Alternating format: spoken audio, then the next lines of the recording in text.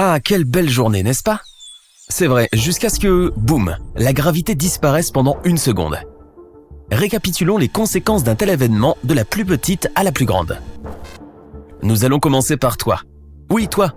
Si la gravité disparaissait pendant 1 seule seconde, tu ne serais hélas probablement plus. Le problème, c'est que la gravité ne fait pas que te maintenir sur Terre. Elle maintient aussi l'ensemble de tous les atomes qui composent ton corps. Si cette force venait à disparaître complètement, même pendant un laps de temps aussi court, il y a de fortes chances que tu te désintègres tout simplement. Fichtre. Si ce n'est pas le cas, tu te mettras soudain à flotter au-dessus du sol. Mais ne t'inquiète pas, 1 seconde ne suffirait pas pour décoller très loin.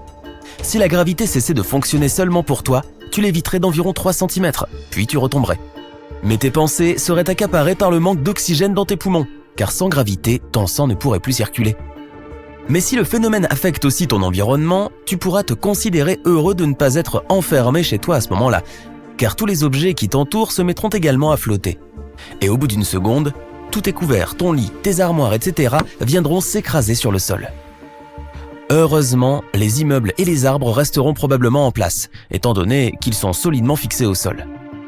Mais tout sera bien chamboulé et ce sera à toi de nettoyer cette pagaille. Eh oui.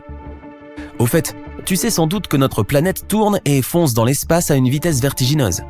Il y a donc une chance que si la gravité disparaît, l'espace d'1 seconde, tout ce qui se trouve à la surface de la Terre succombe à l'inertie et soit projeté horizontalement à des centaines de kilomètres à l'heure. Le désordre sera alors encore plus important, mais seulement si toute chose conserve sa masse. Si ce n'est pas le cas, il ne devrait y avoir aucun problème. Enfin, peut-être. Mais les vrais problèmes commencent si la gravité disparaît à l'échelle de la planète entière. La force de gravité est égale à la pression à l'intérieur de la Terre, et si la pression extérieure disparaît, rien n'empêchera la matière en fusion que renferme notre planète de jaillir à la surface. Les plaques tectoniques se soulèveront, ce qui produira un immense tremblement de terre sur l'ensemble du globe. Et tous les volcans du monde entreront probablement en éruption, car la lave sera soumise à une énorme pression. Si une telle méga-éruption survenait, aucune forme de vie ne pourrait survivre, sauf les plus robustes des créatures comme les tardigrades. Des nuages de cendres volcaniques se répandraient sur toute la planète, bloquant la lumière du soleil. Au début, les températures augmenteraient à cause de l'effet de serre, mais très vite, la planète se refroidirait et une nouvelle ère glaciaire commencerait. Sympa, hein? Tout cela arriverait même si la gravité revenait au bout d'1 seconde, car le mouvement serait enclenché, et pas une force ne suffirait à l'arrêter. Au-dessus de toi, l'atmosphère de la Terre s'évaporerait tout simplement. L'air que nous respirons est également maintenu autour de la planète par la force de gravité. Du coup, si elle aussi disparaissait, nous n'aurions plus rien pour remplir nos poumons. Avec le retour de la gravité, l'atmosphère finirait par se reconstituer, mais le mal serait déjà fait. L'air mettrait longtemps à retrouver sa composition d'origine. Pendant ce temps, dans l'espace, la situation serait encore pire. D'après ce que nous savons, tout dans l'univers est maintenu par la gravité, y compris les planètes, les étoiles, les galaxies et même les amas galactiques. À l'échelle cosmique, notre planète n'est qu'un grain de poussière, avec une masse vraiment minuscule. Le Soleil est incroyablement énorme en comparaison. Son diamètre est 109 fois plus étendu et il est 300 000 fois plus massif. Ce qui explique pourquoi sa gravité lui permet de retenir autant de planètes dans son orbite. Et cette force immense vient juste de... pouf! Même si ça ne dure qu'1 seconde, le gaz sous très haute pression à l'intérieur du Soleil provoquerait une explosion qui enverrait vers nous d'énormes ondes de chaleur, plus intenses que tout ce que nous avons connu dans l'histoire. Le Soleil survivrait très probablement parce qu'en 1 seconde, il n'aurait pas le temps d'enfler de manière excessive. Mais on ne peut pas en dire autant de Mercure, de Vénus, de la Terre, ni sans doute de Mars. Mercure étant la plus proche serait tout simplement incinérée. Les températures sur Vénus sont déjà extrêmement élevées, mais elles augmenteraient encore plus, brûlant sa surface, une bonne chose qu'elle ne soit pas habitée. Contrairement à la Terre, l'onde de chaleur du Soleil balayerait probablement d'abord notre atmosphère, puis détruirait la surface de la planète. À première vue, rien ne pourrait donc survivre, encore une fois. Mais c'est encore loin d'être terminé. Notre Soleil est l'une des étoiles les plus petites de l'univers, la plus grande connue étant environ 1500 fois plus grosse et plus massive. Si une telle géante perdait sa gravité l'espace d'1 seconde, tout ce qui l'entoure sur des millions et des millions de kilomètres serait tout simplement désintégré, y compris d'autres étoiles plus petites. Mais les objets qui ont le plus de masse et par conséquent le plus de gravité sont les étoiles à neutrons et les trous noirs. Leur taille est extrêmement réduite pour leur masse, un peu comme moi, mais la pression qu'ils renferment est si élevée qu'une perte de gravité, ne serait-ce que pour une fraction de seconde, pourrait entraîner une énorme explosion dans l'espace. Pendant 1 seconde, ce serait inévitable. Mais personne ne sait vraiment comment fonctionnent les trous noirs. Il y a donc une chance que quelque chose de différent se produise. Ou bien rien du tout. Enfin, à très grande échelle, si la gravité décidait de faire une pause d'1 seconde, il ne se passerait étonnamment pas grand-chose. Les planètes conserveraient leur orbite. Bien qu'il y ait une chance que quelques décalages mineurs se produisent, et au niveau des galaxies ou des amas galactiques, on ne remarquerait rien. Les plus grands bouleversements seraient d'ordre local, car comme je l'ai dit plus tôt, les étoiles exploseraient. Et plus l'explosion serait importante, plus elle affecterait les corps célestes avoisinants. Par exemple, si une étoile plutôt grosse envoyait une onde d'énergie en direction de notre système solaire, celle-ci pourrait entraîner des astéroïdes depuis le nuage de Oort. Ces roches spatiales tombent sur la Lune et même sur la Terre assez régulièrement, mais elles sont la plupart du temps relativement petites. Celles qui seraient projetées sur nous par l'explosion d'une étoile pourraient cependant être beaucoup plus grosses et plus dangereuses. Les autres planètes feraient bouclier, mais le risque d'impact serait quand même beaucoup plus élevé que la normale. Mais qui s'en soucierait au fond, nous serions déjà grillés. Évidemment, tout cela n'est que spéculation. Personne ne sait avec certitude ce qui se passerait si la gravité disparaissait soudainement, même pour 1 seconde. Ce que nous savons en revanche, c'est qu'il est impossible que cela se produise sans que de nombreuses lois de la physique soient enfreintes en même temps. Les scientifiques sont certains qu'une telle disparition est absolument exclue. Pour que cela arrive, tout dans l'univers devrait d'abord perdre sa masse. La masse est en effet la raison pour laquelle la gravité existe. Plus un objet est lourd, plus la gravité est importante. Même toi d'ailleurs, tu as ta gravité. Elle est simplement trop réduite pour que tu la sentes. Mais si tu étais quelques millions de fois plus massif, tu attirerais probablement l'attention de tout le monde. Et tu brillerais enfin comme une étoile. Tu décides de sortir pour un jogging matinal pour la première fois de ta vie. Tu mets tes écouteurs et tu te prépares à quelque chose de dur et de désagréable. Mais dès que tu sors, tu ressens une extraordinaire légèreté. Au début, tu en profites et tu accélères le pas. Mais ensuite, tu réalises que quelque chose ne va pas.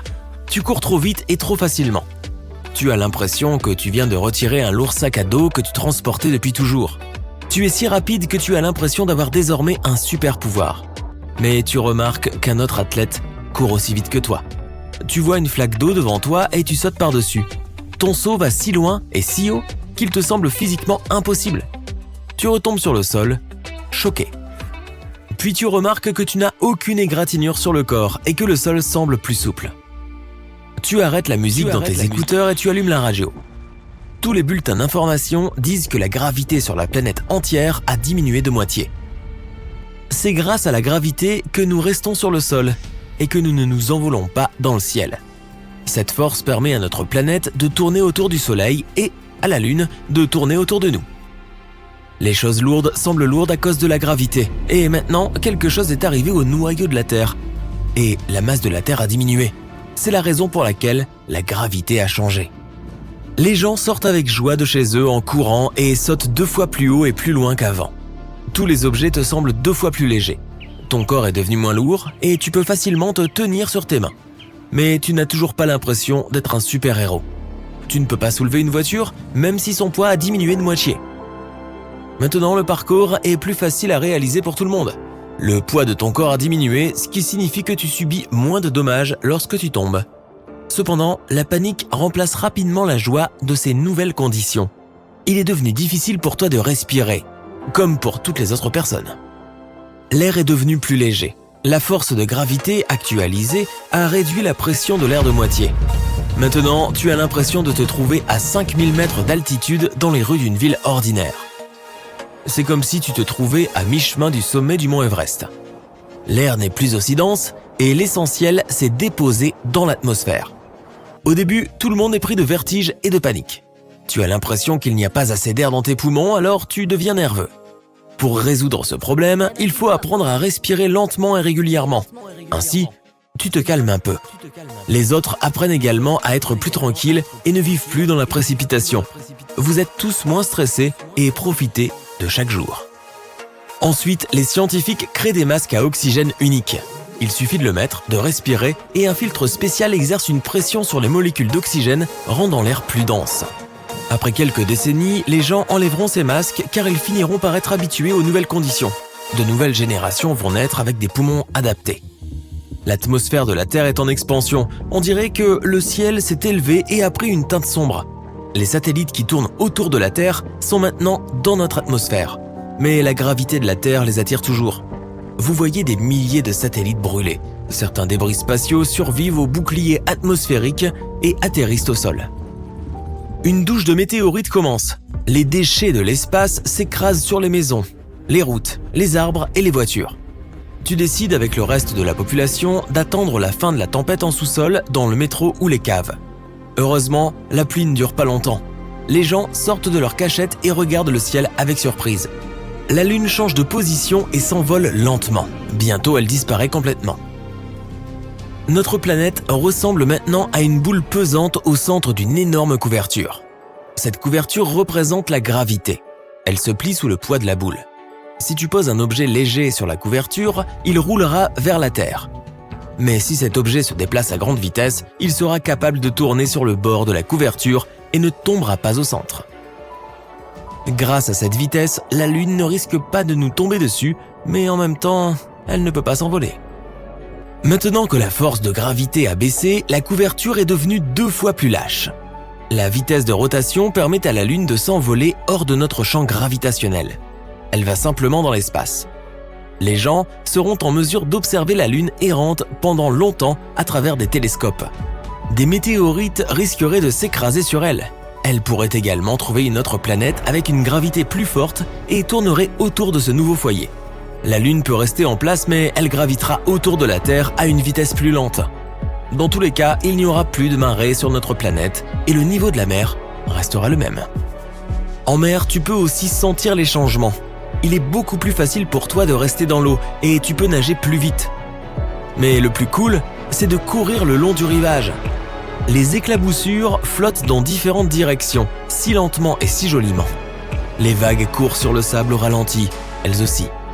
Le poids des voitures, des avions et des bateaux a diminué et les gens consomment donc moins d'essence maintenant. On peut parcourir 2 fois plus de distance avec un réservoir plein. Le transport de carburant est plus facile et on dépense moins d'énergie pour les vols. L'essence devient moins chère. La diminution de la gravité inspire le développement du tourisme spatial. Il devient beaucoup plus facile pour les gens de s'envoler hors de l'orbite de la Terre. L'hiver arrive. Tu marches dans la rue pendant une chute de neige. Tu as l'impression que les flocons sont coincés dans l'air tellement ils sont lents. Tu marches sur la glace et tu réalises qu'il est presque impossible d'avancer sur une surface aussi glissante. Ton poids a diminué et la pression de tes pieds sur la glace est 2 fois plus faible. Tu glisses et tu ne peux pas t'arrêter. Tu tombes souvent mais tu ne ressens aucune douleur. Lorsque le vent est fort, il est difficile de rester sur ses pieds. Si tu sautes, tu peux même t'envoler.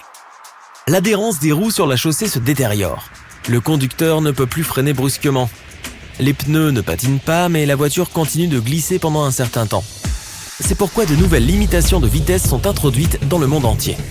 Tu peux encore profiter d'une force extraordinaire et de longs sauts, mais après quelques générations, le corps humain évoluera et s'adaptera complètement à ces conditions.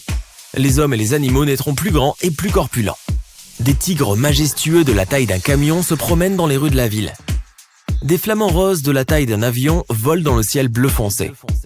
Mais le pire, c'est que la taille des insectes a également augmenté. Un cafard ordinaire peut maintenant atteindre la taille d'une souris d'ordinateur. Et les tarentules deviennent 2 fois plus grosses qu'une pomme de main adulte. En même temps, tous les êtres vivants deviennent plus légers. Les humains deviendront des créatures élégantes et agiles. Nos os et nos muscles vont s'étirer. La structure de l'ensemble du corps humain va changer. Nous deviendrons plus minces et plus souples. Le sang circulera plus lentement dans les veines et les vaisseaux, ce qui nuira considérablement au travail du cerveau. Mais seulement au début. À l'avenir, le corps se développera. Le cerveau augmentera ainsi que le nombre de connexions neuronales à l'intérieur. Les poumons deviendront plus sensibles et plus spacieux. Les gens seront plus intelligents et plus sages. Tous les appareils et matériaux seront développés en fonction des nouvelles conditions.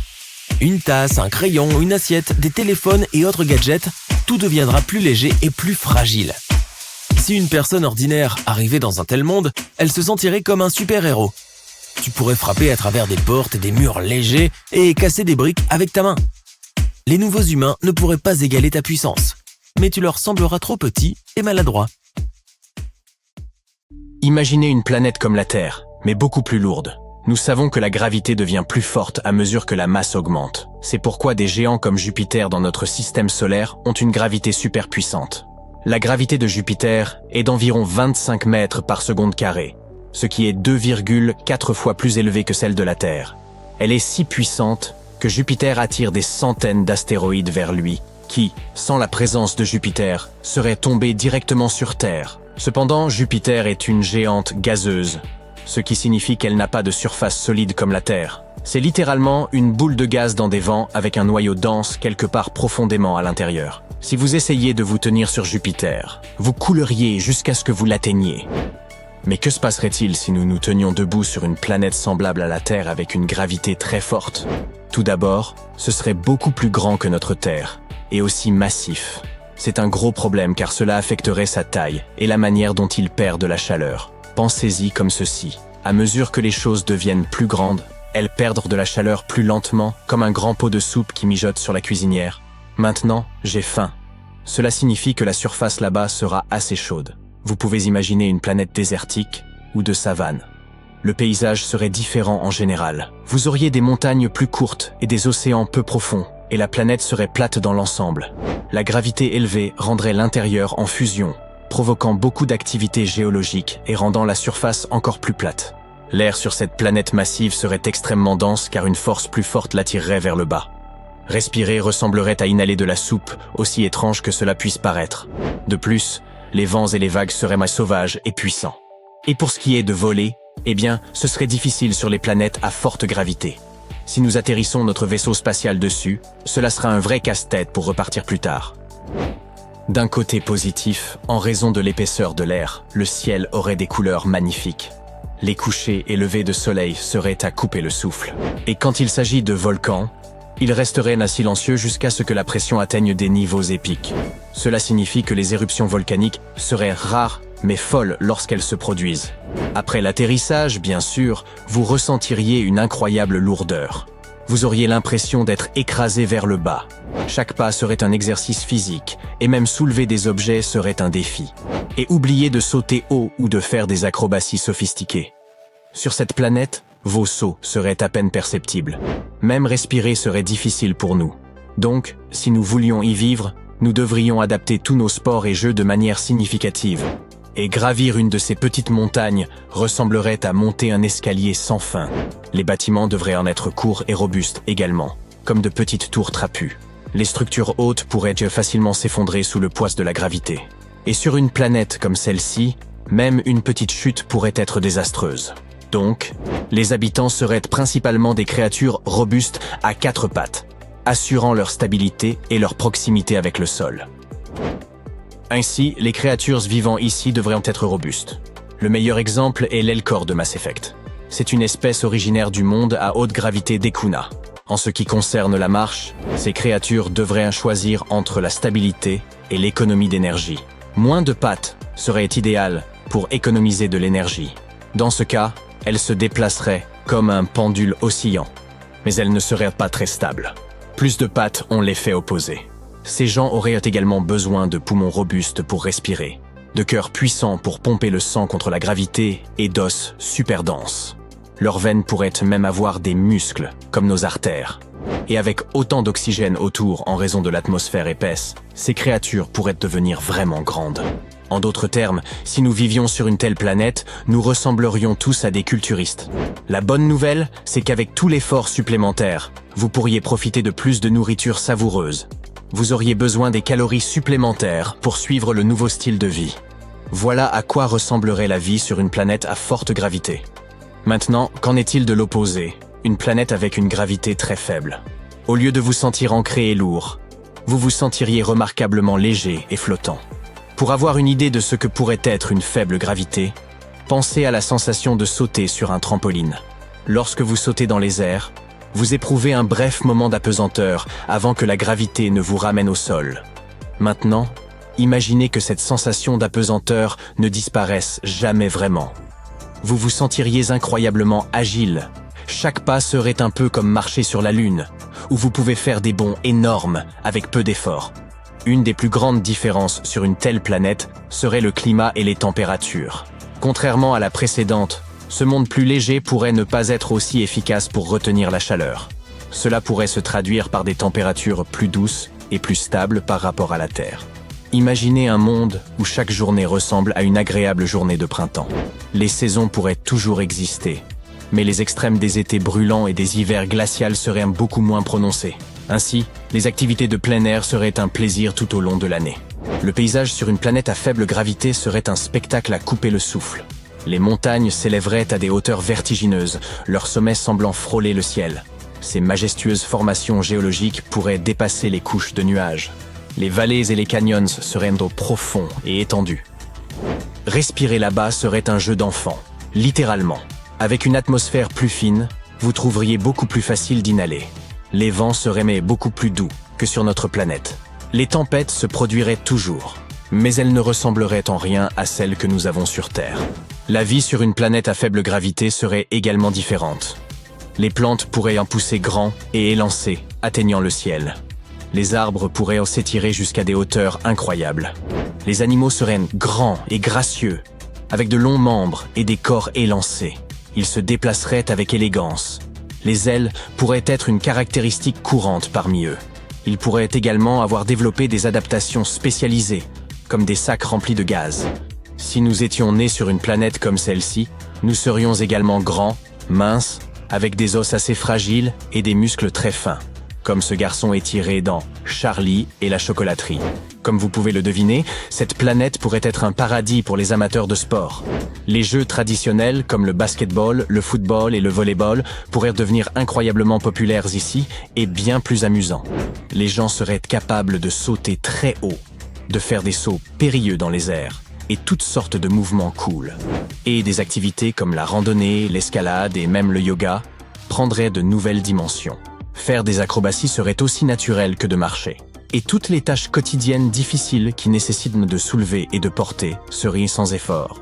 Les architectes et les ingénieurs s'en donneraient à cœur joie en concevant des bâtiments dans ce monde. Ils seraient capables de construire des structures très hautes et élégantes atteignant la ligne d'horizon.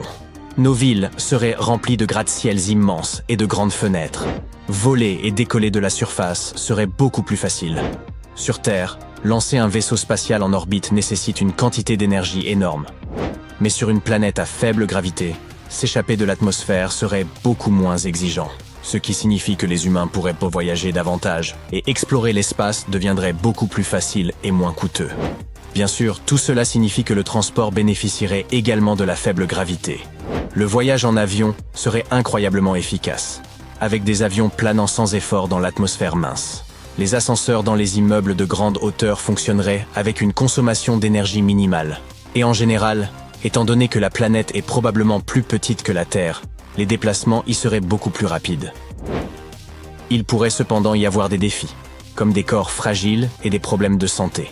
De plus, nous serions probablement fatigués plus rapidement en raison de toute l'atrophie musculaire et d'autres facteurs. Et peut-être que l'écosystème ne serait pas aussi diversifié que celui de la Terre. Mais quand même, il semble que vivre sur une planète à faible gravité soit bien mieux que sur une planète à forte gravité. De plus, il semble que cela pourrait même être mieux que la Terre. Alors peut-être qu'un jour, nous trouverons une planète qui sera comme un paradis pour les humains. En attendant, prenons soin de notre magnifique Terre.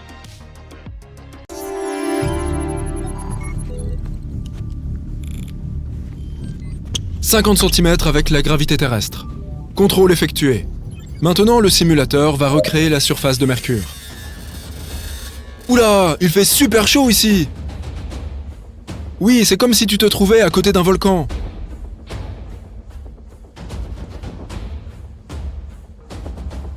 Tu sautes à une hauteur de 1,20 m.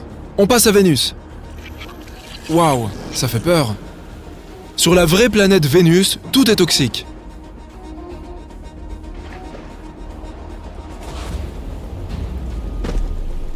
Et oui, la gravité sur Vénus est presque la même que sur Terre. On passe à la Lune. La gravité sur la Lune est 10 fois moins forte que celle de la Terre, 2,70 m. La planète suivante est Mars. On est pas mal ici. La gravité sur Mars est pareille à celle de Mercure. 1,20 m. Prépare-toi à galérer maintenant. Hein? Quoi? Qu'est-ce que vous... Il n'y a pas de surface solide sur Jupiter. Bien que Jupiter soit plus grande en taille, sa gravité de surface n'est que 2,4 fois plus forte que celle de la Terre.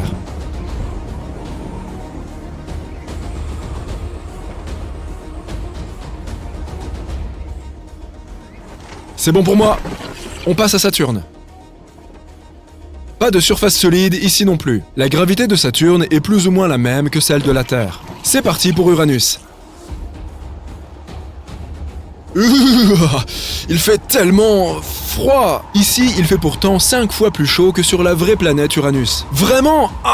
Je sens plus mes jambes. Un peu plus de 50 cm. La gravité est tellement moins forte que sur Terre. Et maintenant, voici Neptune. Tu sautes à 40 cm de hauteur. La gravité est tellement plus forte que sur Terre. Sortez-moi de là! C'est bon là, on a fini? Éteignez le simulateur. Tu ne penses peut-être pas souvent à la gravité, mais elle a une influence sur tout ce que nous faisons. C'est elle qui fait que les objets tombent au lieu de s'envoler. Elle nous maintient sur Terre.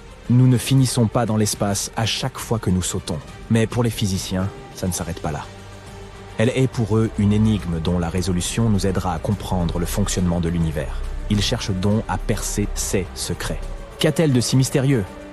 Nous allons voir ça. Nous en avons beaucoup appris sur la gravité grâce au légendaire Isaac Newton. C'est lui qui a théorisé le premier la loi de la gravitation.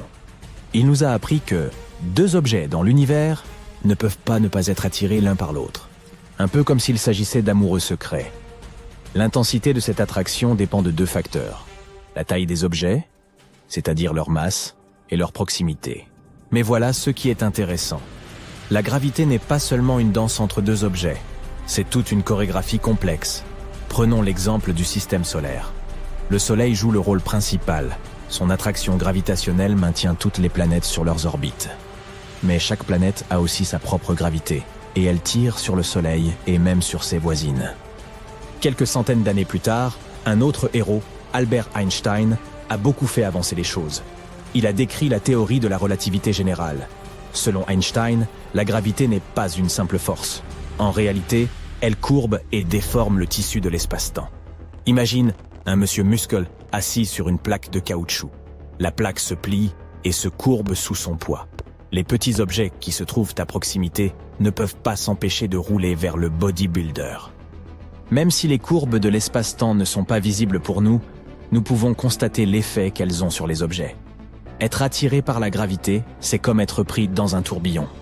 L'objet attiré se met à descendre en spirale, comme une pièce de monnaie dans ces machines à sous que l'on trouve dans les boutiques pour touristes. Il peut aussi se déplacer gracieusement, en cercle, comme une bicyclette dans un vélodrome.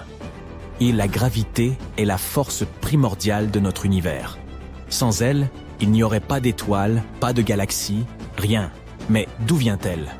C'est la grande question, et nous n'avons pas encore de réponse complète, mais nous avons quelques idées. Tout d'abord, nous savons que la gravité est plus qu'une simple caractéristique de l'espace. C'est une force qui rassemble les choses. Étonnamment, c'est la force la plus faible de toutes. Mais jetons un regard différent sur tout ça. Tu risques d'être surpris. Au lieu d'une force qui pousse ou attire directement les objets, il s'agirait d'une danse. Et aussi étonnant que cela puisse être, la gravité n'est pas seule dans cette danse. Elle partage la vedette avec d'autres forces, comme l'électromagnétisme par exemple. Imaginons 2 électrons. Ce sont nos danseurs. Ils ne se guident pas l'un l'autre directement comme tu le fais quand tu danses, toi. Au lieu de cela, l'un des électrons crée un champ autour de lui, un champ de force invisible. Ce champ prépare le terrain pour le spectacle. L'autre électron détecte ce champ et commence à tourner et à interagir avec lui. C'est comme s'ils suivaient tous 2 une chorégraphie. Lorsque nous observons cette danse, nous avons l'impression que le 2e électron est poussé ou tiré par le premier. En réalité, il s'agit de mouvements complexes et d'interactions entre les danseurs et le champ qui les réunit. Les danseurs ne se touchent jamais, mais leurs interactions à l'intérieur du champ donnent l'impression qu'ils sont liés. C'est un beau spectacle. Ce champ et les mouvements qui s'y déploient créent l'illusion que nous sommes en présence de force. C'est ce que nous appelons la gravité. Et même s'il ne s'agit pas d'une force au sens habituel du terme, elle se comporte comme telle. Nous la qualifions de force émergente, car elle provient de l'interaction entre l'espace et les objets. Certains scientifiques évitent par conséquent le terme de force gravitationnelle et lui préfèrent celui d'interaction. Il s'agit simplement d'une façon qu'ont les particules de se mélanger et d'échanger de l'énergie et des informations. Interaction électromagnétique, interaction gravitationnelle, tout cela participe d'une même chose. C'est du moins l'une des théories. D'autres scientifiques pensent que la gravité serait constituée de minuscules particules appelées gravitons. Ces particules agissent secrètement et font s'attirer les objets entre eux. Cependant, nous n'avons pas encore été en mesure de voir directement ces insaisissables gravitons. Mais selon cette théorie, la gravité serait à la fois une force et une particule. Comme tu peux le constater, nous avons du mal à expliquer le fonctionnement de la gravité à grande échelle. Mais nous avons au moins une bonne compréhension de son fonctionnement dans certaines situations. L'orbite des planètes autour du Soleil, la chute des objets, et ainsi de suite. Mais que se passe-t-il lorsque nous passons à l'échelle atomique?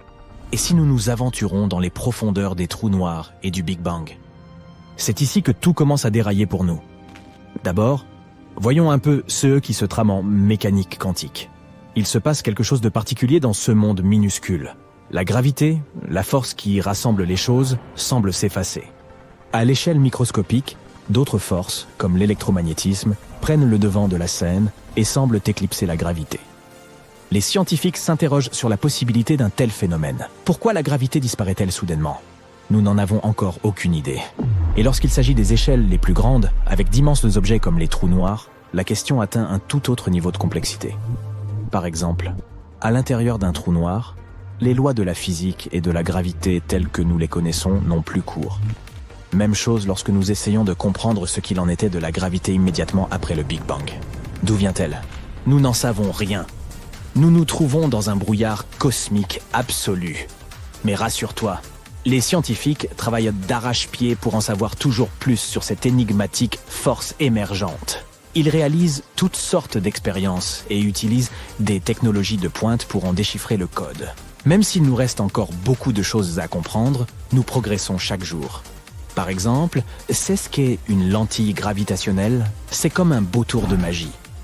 Imagine un rayon de lumière intrépide empruntant une trajectoire rectiligne à travers l'univers. Mais lorsqu'elle croise l'attraction gravitationnelle d'un objet massif, cette trajectoire se transforme en de véritables montagnes russes. La gravité de l'objet massif plie le tissu de l'espace-temps, créant un effet de miroir déformant.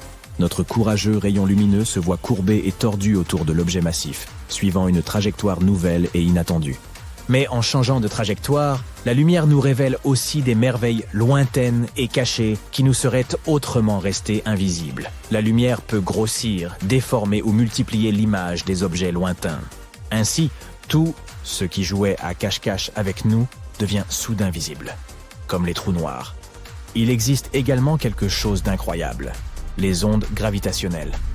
Einstein avait prédit leur existence il y a des décennies, mais ce n'est que récemment que nous avons eu confirmation. Pour les scientifiques, il s'agit là d'une avancée considérable. Ces ondes sont comme les échos d'événements cosmiques cataclysmiques, tels que la collision de trous noirs massifs ou la naissance des étoiles. Comme un caillou qui tombe dans l'eau lisse d'un étang, ces grands événements provoquent un effet d'ondulation. Mais ce n'est pas l'eau, ici, qui ondule et se déforme, c'est l'espace-temps lui-même. Les scientifiques ont récemment mis au point un moyen d'écouter ces ondes gravitationnelles. Ils ont créé des instruments capables de les détecter. Ces instruments, appelés interféromètres, sont comme des oreilles très fines qui écouteraient les vibrations subtiles de l'univers. Une chose est sûre, la gravité est une superstar et elle façonne notre cosmos. Elle lie ensemble tout ce qui nous entoure et en régit la chorégraphie générale. Notre quête de ces ultimes secrets se poursuit. C'est une aventure passionnante pour les scientifiques autant que pour les esprits curieux. Ah, la gravité, espèce d'animal sans cœur. Oui, c'est toujours ce que je me dis quand je me prends les pieds dans une pierre ou une marche et que je tombe face contre terre. Je te jure, je ne suis pas maladroit. Non, de toute façon, la gravité touche tout le monde, n'est-ce pas? Enfin une certitude dans ce monde en perpétuel changement. Tout le monde est concerné. Contrairement à l'amour, par exemple. Oh, je suis d'humeur romantique, désolé. Mais si je te disais que ce n'est pas aussi simple et clair que tu le penses. Il y a des endroits sur notre planète où la gravité se comporte comme si elle était devenue folle. Et c'est pour ça que tu as cliqué ici. Alors, allons jeter un coup d'œil. Colline magnétique à Leh, Inde. Il y a un bout de route en Inde qui attire les touristes du monde entier. Elle n'est pas différente du paysage alentour et tu pourrais facilement passer à côté sans la voir, si ce n'est pour une chose très inhabituelle et un peu effrayante. Si tu arrêtes ta voiture sur la colline magnétique en montant la pente et que tu la mets au point mort, elle commencera à avancer jusqu'à atteindre une vitesse de 20 km/h. On dit qu'il existe une sorte de force magnétique qui tire les voitures vers le haut de la colline, d'où son nom. De plus, on dit aussi que même les avions prennent de l'altitude au-dessus de cet endroit. Les sceptiques proposent une autre explication. C'est simplement la configuration du terrain qui donne l'illusion de monter, alors qu'en fait, on descend la colline, et vice-versa. Quelle que soit la vérité, j'aimerais voir cela de mes propres yeux. Et toi ? Dis-le-moi dans les commentaires. La forêt tordue, Pologne. Près du village de Nowe Czarnowo, il y a une forêt au fond de laquelle on peut trouver des pins aux allures étranges. Plantés dans les années 1930, ce sont 400 arbres qui se courbent brusquement vers le nord, pratiquement dès les racines, puis poussent vers le haut en demi-cercle. Bien que les scientifiques proposent différentes théories sur la croissance étrange de ces arbres, personne ne peut dire avec certitude ce qui leur a donné cette apparence. Certains disent que ce sont des gens qui l'ont fait, tandis que d'autres croient qu'il s'agit d'une anomalie gravitationnelle qui a en quelque sorte poussé les arbres vers le bas. Cependant, le problème avec cette version est qu'elle aurait dû être présente pendant des années, et que cela n'aurait affecté que les arbres. Reconnaissons-le, aucune explication indiscutable n'explique ce phénomène, aussi dingue cela soit-il. Une chute d'eau, île Féroé. As-tu déjà vu une chute d'eau qui tombe vers le haut ? Tu peux en voir une sur les îles Féroé, à mi-chemin entre l'Islande et l'Écosse. Mais si tu t'attendais à ce que je te raconte une histoire incroyable à propos d'une force mystérieuse poussant l'eau vers le haut des rochers, alors désolé, pas du tout. Cela dit, la vérité est tout aussi stupéfiante. Les vents de cet endroit sont si puissants qu'ils soulèvent l'eau et la rejettent vers le haut. Je suppose que c'est ce genre de vent qui a permis à Mary Poppins de voler avec son parapluie. Ça paraît raisonnable. En fait, cette cascade n'est pas unique. Il existe plusieurs autres endroits sur Terre où les vents créent une illusion qui défie la gravité. Par exemple, la rivière Kinder, en Angleterre, possède une chute d'eau qui lutte constamment contre le vent. Le vent est si fort que la moitié de l'eau de la cascade semble s'envoler sans jamais toucher le bas de la chute. Le barrage Hoover, dans le Nevada, États-Unis. Si tu arrives un jour à monter au sommet du barrage, qui fait environ 221 mètres de haut, tu peux essayer un petit truc. Prends une bouteille d'eau et verse-la sur le bord. Tu verras l'eau s'écouler vers le haut au lieu de se déverser vers le bas. Une fois de plus, il ne s'agit pas d'un phénomène magique ou artificiel. Le vent est tout simplement trop fort pour que l'eau tombe, comme dans le cas de la cascade des îles Féroé. Ici, cependant, c'est encore plus impressionnant puisque tu peux le faire toi-même. Dokkaebi Road, Corée du Sud. Une autre anomalie gravitationnelle située sur une route. Les habitants ont découvert un jour que si l'on pose une canette ou une bouteille vide sur le sol, elle commence immédiatement à rouler vers le haut de la montagne. Mais contrairement à d'autres endroits de ce genre dans le monde, la route Dokkaebi ne crée pas seulement une illusion. Lorsque tu descends la pente, tu n'as pas l'impression de monter, tout est plutôt normal. Mais dès que tu poses un objet qui peut rouler, il le fait dans la direction opposée à celle qu'il devrait. Les autorités locales n'ont pas tardé à profiter du phénomène et ont installé un panneau indiquant aux touristes curieux la route mystérieuse. Rocher d'Or, Birmanie. Si tu te trouves en Birmanie, aujourd'hui appelée aussi Myanmar, n'oublie pas de visiter ce site célèbre. Un rocher recouvert de feuilles d'or se trouve au bord d'une falaise et une petite pagode est construite au sommet. Ce qui est impressionnant avec ce rocher, c'est qu'il ne touche que légèrement la falaise pour s'appuyer. En fait, on dirait que le rocher va tomber d'une minute à l'autre, mais non, il se tient comme ça depuis des siècles. De plus, la pagode construite sur le rocher n'est pas vraiment une construction récente. C'est donc un spectacle assez étonnant. Le rocher semble dire « Gravité ? Pff, je me fiche de ce genre de choses ». La légende veut que ce qui maintient le rocher en place soit une simple mèche de cheveux de Bouddha. Moi, je ne sais pas, mais tu peux aller voir le rocher par toi-même et constater qu'il n'est attaché à la falaise par rien du tout. Et pourtant, il n'a pas bougé depuis 2500 ans. Il se passe forcément un truc louche ici, hein ? Pierre de Davasco, Argentine. S'il existe une autre chose qui dit tout haut « Gravité, je te défie », c'est bien la pierre de Davasco. Cet énorme rocher de 300 tonnes se tient de manière précaire au bord d'une falaise et se balance un peu d'un côté à l'autre au gré du vent. Les gens l'ont même testé en plaçant des bouteilles en verre sous l'un de ses bords. Elles ont explosé avec un nouveau mouvement du rocher. Malheureusement, aujourd'hui, tu ne peux plus voir cette merveille de la nature telle qu'elle était il y a un siècle. En 1912, le rocher est brusquement tombé de son perchoir, qu'il occupait littéralement depuis des centaines d'années. Les habitants de la ville voisine de Tandil étaient si tristes de cet événement que 95 ans plus tard, en 2007, ils ont décidé de restaurer la pierre. En fait, ils ne l'ont pas vraiment reconstituée morceau par morceau. Ils ont fabriqué une réplique en plastique de la pierre et l'ont placée au même endroit et dans la même position. Ainsi, aujourd'hui encore, en passant par Tandil, tu peux voir le célèbre rocher d'équilibre. Plutôt un symbole maintenant, bien sûr, car il ne se balance plus et ne pèse plus que 9 tonnes. Mais il est tout de même immédiatement reconnaissable. Devil's Tower dans le Wyoming, États-Unis. Tu te souviens de cet endroit dans le film Rencontre du troisième type ? Sinon, tu devrais aller le voir, mais pas tout de suite.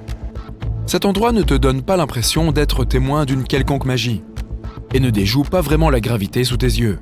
Cela semble presque ennuyeux comparé au reste des sites de ma liste, non ? Mais la vraie caractéristique époustouflante de la Devil's Tower est que les scientifiques ne peuvent tout simplement pas expliquer comment elle a vu le jour. Il s'agit d'une formation rocheuse de 265 mètres dont les parois sont si raides qu'elles sont pratiquement verticales. Mais ce n'est pas le plus important. Ce morceau de pierre s'est élevé au milieu des plaines ondulées du Wyoming, sans rien de semblable à des kilomètres à la ronde. Alors, comment se fait-il qu'un paysage si plat ait pu subitement donner naissance à quelque chose d'aussi grand ? Les théories abondent, mais personne n'a encore la réponse. Ma théorie ? Peut-être que c'est ici que la Terre a un nombril géant. Si tu as une meilleure idée, ma foi, je t'écoute. Oregon Vortex, États-Unis. La maison du mystère de Gold Hill dans l'Oregon étonne ses visiteurs par ses effets qui défient la gravité. On ne peut pas se tenir droit. Il faut toujours se pencher sur le côté et se tenir à quelque chose pour garder l'équilibre. Les ballons roulent vers le haut, et il y a aussi un balai qui reste parfaitement immobile où que tu le poses, contrairement à pratiquement tout le reste de la cabane. Avant même la construction de la maison, les tribus amérindiennes locales appelaient cet endroit le terrain interdit et évitaient de s'en approcher.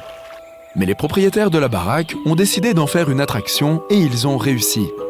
Ils ont créé une atmosphère de mystère autour de l'endroit et ont répandu la nouvelle dans les journaux et plus tard sur Internet. Et voilà, une anomalie parfaite est née. En fait, ce n'est rien de plus qu'une curiosité, une illusion d'optique créée par l'homme qui trompe tes yeux et tes autres sens.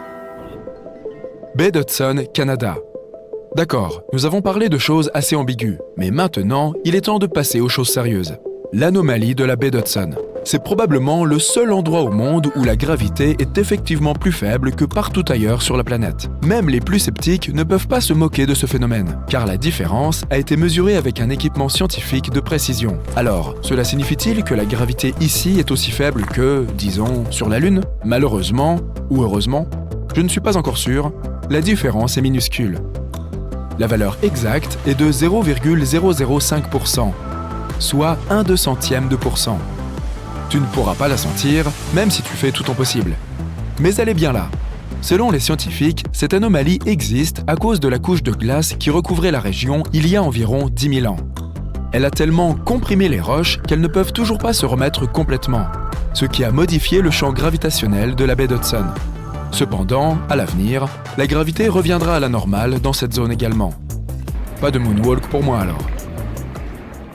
Alors, pourquoi les gens n'ont-ils pas encore construit de colonies sur la Lune ? C'est probablement parce qu'ils n'ont pas assez de matériaux de construction. Il n'y a pas de quincaillerie sur place. La seule solution serait de faire livrer les matériaux depuis la Terre. Ensuite, des navettes spatiales serviraient de camions de construction. Maintenant, imagine que tu veuilles construire une maison et que tu utilises les services de livraison FedEx pour obtenir tout ce dont tu as besoin. Ce serait exorbitant et plutôt insensé. L'utilisation de navettes spatiales serait la même chose. Une colonie sur Mars semble encore plus irréaliste en ce moment. La distance entre la Terre et la Lune est d'environ 384 000 km, alors qu'elle est d'au moins 55 millions de kilomètres entre notre planète et Mars. Mais les astéroïdes, c'est une toute autre histoire. Ce sont des objets rocheux qui tournent autour du Soleil comme des planètes. Mais ils sont beaucoup plus petits, de 9 mètres à 482 km de diamètre. Si tu combinais la masse de tous les astéroïdes du système solaire, elle serait encore inférieure à celle de la Lune. Les astéroïdes qui s'approchent de la Terre transportent des billions de dollars de métaux et de minéraux. Et certains sont si proches que les experts pensent que les missions d'extraction d'astéroïdes peuvent devenir une réalité dans un avenir proche. Tes yeux brillent, tu éteins la télé. Après avoir appris à connaître des trucs aussi cool, tu as du mal à t'endormir. Quand tu parviens enfin à tomber dans les bras de Morphée, tu rêves de flotter dans l'espace infini. Tu te réveilles en sursaut, tu te sens désorienté. Il y a une sensation bizarre dans ton corps. Tu n'as pas assez d'oxygène pour respirer. Tu ouvres les yeux et tu regardes autour de toi. Tu es à l'intérieur d'une capsule de sommeil. Ces murs sont recouverts de tonnes de boutons différents et de minuscules écrans. Après un moment d'expérimentation, un des panneaux coulissants glisse sur le côté. Tu sors de la capsule en rampant. L'absence de fenêtres et de lumière naturelle te fait croire que tu es sous terre. Des dizaines de capsules de sommeil tapissent les murs. La porte qui mène à l'extérieur de la pièce est en métal et semble lourde et inamovible. Mais une fois que tu appuies sur le bouton situé sur le mur à côté, la porte s'ouvre sans bruit. Après avoir escaladé un couloir sombre pendant un certain temps, tu te retrouves dans une pièce plus petite. Ton estomac se resserre. Il y a au moins une demi-douzaine de combinaisons spatiales encombrantes à l'intérieur. Qu'est-ce que cela signifie ? Es-tu dans l'espace ? Hé, bien deviné. Tu essaies d'ouvrir la seule autre porte de la pièce, qui a l'air encore plus solide que la précédente. Mais elle ne bouge pas. Tu soupires et tu commences à tirer sur une des combinaisons spatiales. Dès que tu es bien installé à l'intérieur, la porte se déverrouille automatiquement. Après avoir attendu un certain temps dans un sas, tu fais enfin un pas vers l'extérieur. Et tu peux prendre un peu d'air. En levant les yeux, tu vois un magnifique globe bleu. Il semble briller. Surpris, tu réalises qu'il s'agit de la Terre et que tu en es tout près. Te tiens-tu à la surface de la Lune ? C'est peu probable. Ce corps spatial est beaucoup plus petit et sa surface ne ressemble pas à la surface du satellite naturel de notre planète. Elle a une forme irrégulière et est fortement cratérisée. Au-dessus de ta tête, à plusieurs kilomètres de la surface, tu aperçois un gros bloc rocheux. Mais est-ce un astéroïde ? Si c'est le cas, alors la roche suspendue dans l'air serait un compagnon de la Lune. À en juger par la proximité de notre planète, il doit s'agir d'un astéroïde proche de la Terre, ou peut-être même d'un géocroiseur de la Terre. Ce sont des astéroïdes qui traversent l'orbite de notre planète. Les astronomes connaissent plus de 10 000 de ces corps spatiaux. Près de 1500 d'entre eux peuvent être considérés comme potentiellement dangereux pour la Terre. Tu te sens fier de toi pour t'être souvenu de ton information de l'émission d'hier. Soudain, tu te rends compte que ta combinaison spatiale n'est attachée à rien. Et pourtant, tu ne flottes pas à la surface ou ne t'éloignes pas lentement dans l'espace. L'astéroïde doit avoir une gravité artificielle. Sinon, sa propre gravité serait trop faible pour t'empêcher de t'envoler. À bien y penser, la création d'un champ gravitationnel est logique. Sans lui, les colons auraient des problèmes de coordination, d'équilibre, d'orientation dans l'espace. Ils auraient aussi constamment le mal de mer. De plus, leurs eaux perdront des minéraux et seront moins denses de 1% chaque mois. L'instant d'après, la raison pour laquelle tu t'es réveillé au plus profond de la Terre se dessine. Les gens qui vivent sur cet astéroïde ont dû le creuser. Maintenant, ils vivent à l'intérieur. Ils l'ont aussi fait pivoter. La force qui est créée lorsqu'un corps tourne autour de son axe, appelée force centrifuge, simule la gravité terrestre. Ta combinaison assure la protection nécessaire contre le froid et les radiations. La température à la surface d'un astéroïde peut aller de moins 73 degrés à moins 101 degrés Celsius. Sans une source de chaleur, tu ne survivrais pas longtemps. Lorsque tu es sur Terre, le fort champ magnétique et l'atmosphère de la planète te protègent des éruptions solaires et du rayonnement cosmique. Mais les astéroïdes n'ont pas un tel mécanisme de défense. Cela doit être une autre raison pour laquelle les colons vivent sous la surface. Creuser au moins 91 mètres de profondeur dans l'astéroïde est suffisant pour protéger les colons des radiations. À ce moment, une question surgit dans ton esprit. Que fais-tu ici ? Et pile à ce moment, tu remarques une silhouette humaine qui apparaît à proximité. D'après la façon dont il fait les gestes, tu comprends qu'il doit être furieux. Soudain, la radio de ton casque s'allume. À travers le bruit de fond, tu entends. « Que fais-tu là ? Nous n'avons pas de temps à perdre. Mets-toi au travail, tout de suite. » Au travail ? De quel genre de travail peut-il s'agir ? Oh, la colonie doit abriter des mineurs d'astéroïdes. Les astronomes pensent que les astéroïdes pourraient être la matière laissée après la formation du système solaire. Ou bien, ce sont des débris planétaires. Les planètes tombent souvent en morceaux après un accident spatial, par exemple lors d'une collision avec un autre corps céleste. Même sans visiter les astéroïdes, les scientifiques savent de quoi ils sont faits. Ils utilisent une technique spéciale. Il aide à déterminer de quels minéraux ou métaux un astéroïde est constitué en analysant la lumière réfléchie par sa surface. Certains astéroïdes peuvent contenir non seulement du fer, du magnésium et du nickel, mais aussi de l'oxygène, de l'eau, de l'or et du platine. L'astéroïde sur lequel tu te tiens est probablement un de ceux qui contiennent de l'eau. Sans lui, la colonie ne survivrait pas. De plus, Les personnes qui travaillent ici décomposent probablement cette eau en oxygène et en hydrogène. C'est ainsi qu'ils produisent un carburant qui fait fonctionner toutes leurs machines et tous leurs mécanismes. Et l'oxygène est utilisé pour la respiration. Disons que les gens ont exploité tous les astéroïdes de la ceinture d'astéroïdes entre Jupiter et Mars. Chaque habitant de la Terre recevrait alors près de 100 milliards de dollars. C'est la quantité de trucs cool que possèdent ces corps spatiaux. Un astéroïde de moins de 1 km de diamètre pèserait environ 2 milliards de tonnes. Ce poids comprendrait 30 millions de tonnes de nickel, plus 1 million de tonnes de cobalt et au moins 7500 tonnes de platine. Une telle quantité de platine coûterait à elle seule des milliards de dollars. Et maintenant, imagine combien d'astéroïdes comme celui-ci voyagent à travers le système solaire. De toute façon, tu ne peux pas tergiverser plus longtemps, après tout, tu es ici pour faire de l'extraction minière. Pendant que tu avances dans la direction où l'homme en colère a disparu, tu fais attention aux détails. La machine que tu aperçois semble être alimentée par l'énergie solaire. Il y a beaucoup de robots qui circulent. Tu supposes que cela permet aux colons de réduire leur consommation de carburant, de nourriture et d'autres approvisionnements. Les mines de l'astéroïde sont similaires à celles de la Terre. La méthode utilisée par les colons pour extraire les minéraux consiste à les gratter de l'astéroïde. Des tunnels et des puits profonds percent la roche. D'ailleurs, ceux qui les ont créés ont dû être extrêmement prudents. Les astéroïdes ne sont pas des blocs rocheux géants, mais des tas de décombres grossièrement organisés. Si tu ne fais pas preuve de prudence en forant, ces énormes tas de gravier peuvent tout simplement s'effondrer. Ils peuvent également se désintégrer lorsque tu les fais tourner pour générer de la gravité. C'est pourquoi un astéroïde doit d'abord être vidé avec précaution. Et puis les colons doivent s'assurer que la manipulation ne cause pas trop de stress à sa structure. En parlant de gravité artificielle, il faut dire que grâce à elle, les mineurs n'ont pas à s'inquiéter du précieux minerai qui pourrait flotter dans l'espace. Sinon, il faudrait tendre un grand auvent au-dessus des mines et l'utiliser pour recueillir les précieux minerais. Lorsque les ressources de l'astéroïde seront épuisées, la colonie sera déplacée vers l'astéroïde suivant. Après une journée de travail apparemment interminable, tu traînes ton corps épuisé dans ta nacelle de sommeil.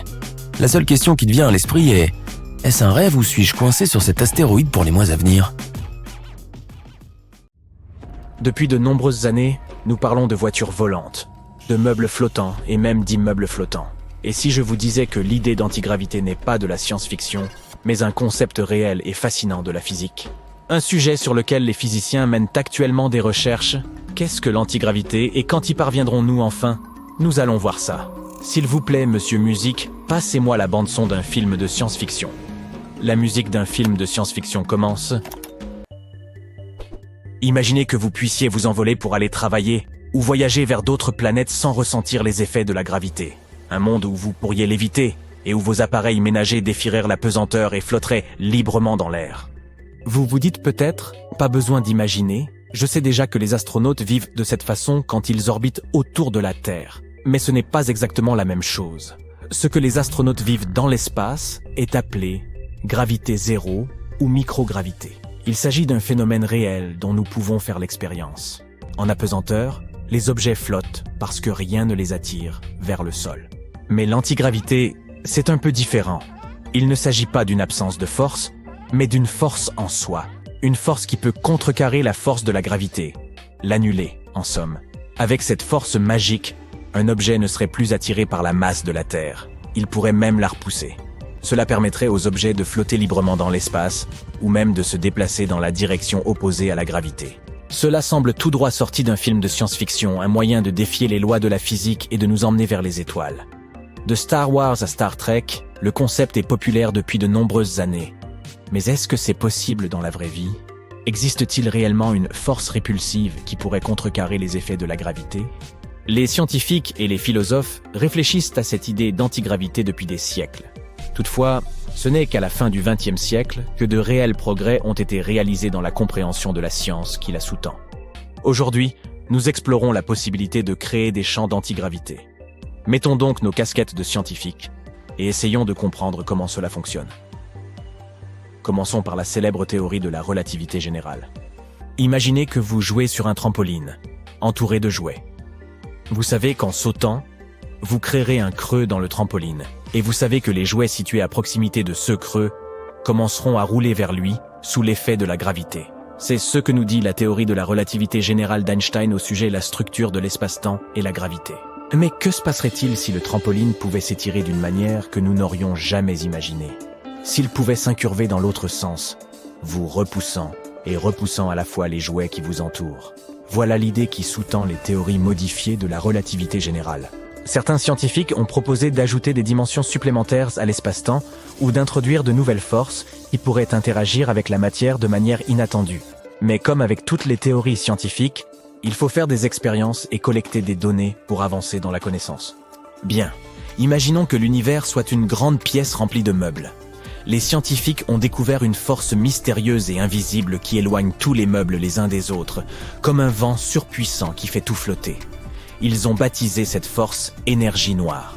Selon les modèles cosmologiques actuels, près de 70% de l'univers est constitué d'énergie noire. Même si elle est invisible, on pense qu'elle est à l'origine de l'expansion de plus en plus rapide de l'univers. Vous voyez bien que c'est un peu le contraire de la gravité qui rapproche les choses. Et si c'est vrai, cela signifierait donc que l'antigravité est une force réelle. Ce serait génial, non? La seule chose qu'il nous reste à confirmer, c'est que l'énergie noire existe vraiment et qu'elle possède les propriétés en question. Une tâche difficile. Enfin, parlons de la théorie des supercordes.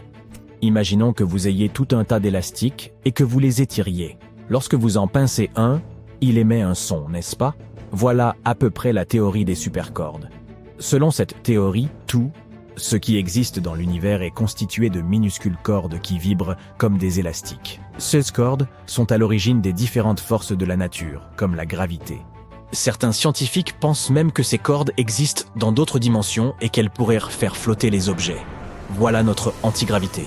Cette idée a été reprise dans des films géniaux comme Matrix et Interstellar. Nous pensons que la théorie des supercordes pourrait être la clé de la compréhension de l'antigravité, mais ce n'est encore qu'une théorie et des recherches sont encore nécessaires. Cependant, l'idée même d'antigravité suscite encore beaucoup de scepticisme et de critiques. Tout d'abord, de nombreux scientifiques affirment que l'antigravité est impossible parce qu'elle contrevient aux lois fondamentales de la physique. Par exemple, à la loi de conservation de l'énergie. Selon cette loi, l'énergie ne peut être ni créée ni détruite, mais seulement transformée.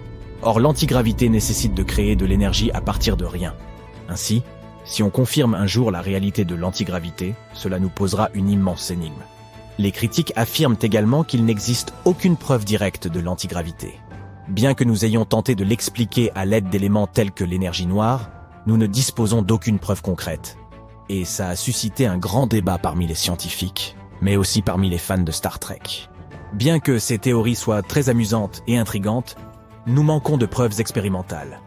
Malgré cela, la notion d'antigravité continue de captiver l'imagination des scientifiques et du public. De nombreux chercheurs poursuivent leurs travaux et font des expériences qui pourraient nous aider à mieux comprendre cette force mystérieuse. Que l'antigravité soit un jour confirmée ou non, son étude est en tout cas fascinante. Et si nous confirmons un jour sa réalité, les conséquences seront immenses. Nous aurons alors des possibilités d'avancées technologiques vraiment passionnantes. Voici quelques exemples de ceux qui pourraient voir le jour grâce à l'antigravité. Tout d'abord, le voyage dans l'espace. Imaginez que vous puissiez vous rendre aux confins de l'univers sans avoir à vous soucier des limites de carburant. C'est l'un des avantages les plus intéressants de la technologie antigravitationnelle. Elle nous permettrait d'explorer l'espace comme jamais auparavant. Nous pourrions créer des systèmes de propulsion antigravité ou des champs soutenus, ceux qui ouvriraient la voie à de nouvelles découvertes et à de nouvelles possibilités d'exploration. Deuxièmement, la production d'énergie. Nous pourrions utiliser l'antigravité pour produire de l'énergie d'une manière nouvelle et révolutionnaire. Par exemple, si nous pouvions créer un champ de confinement capable de maintenir un état d'antigravité, nous pourrions être en mesure d'exploiter l'énergie de la rotation de la Terre. Vraiment incroyable. Troisièmement, de nouveaux matériaux et de nouvelles inventions. Grâce à l'antigravité, nous pourrions développer des matériaux plus légers et plus résistants que tout ce qui existe aujourd'hui. Et ça aurait un impact énorme sur de nombreux secteurs, de la construction à l'aérospatiale en passant par les transports. Cela nous permettrait également d'utiliser l'espace d'une manière qui était jusqu'à présent impossible. Par exemple, nous pourrions créer des ascenseurs spatiaux semblables à ceux du film Charlie et la chocolaterie. On voyagerait dans des ascenseurs de verre au lieu de prendre des avions ou des fusées. Personnellement, l'antigravité me faciliterait grandement la tâche lorsque je sors les poubelles et les bacs de recyclage tous les lundis avant le ramassage. Apporter les courses de la voiture au frigo deviendrait un jeu d'enfant. Et vous pourriez aussi adapter votre maison au tremblement de terre, la soulever et vous glisser dessous. Tout ça grâce à l'antigravité. Ce ne sont là que quelques-unes des nombreuses possibilités passionnantes qui découleraient d'une meilleure compréhension de l'antigravité. Même si elle n'a pas encore été prouvée, il est vraiment fascinant d'imaginer tout ce que nous pourrions faire grâce à elle. En résumé, la technologie antigravitationnelle aurait le potentiel de changer notre monde de manière profonde et passionnante. Et même si cela semble encore relever de la science-fiction, qui sait ce que nous découvrirons dans les années à venir? Vous rendez-vous compte de la gravité de la situation ?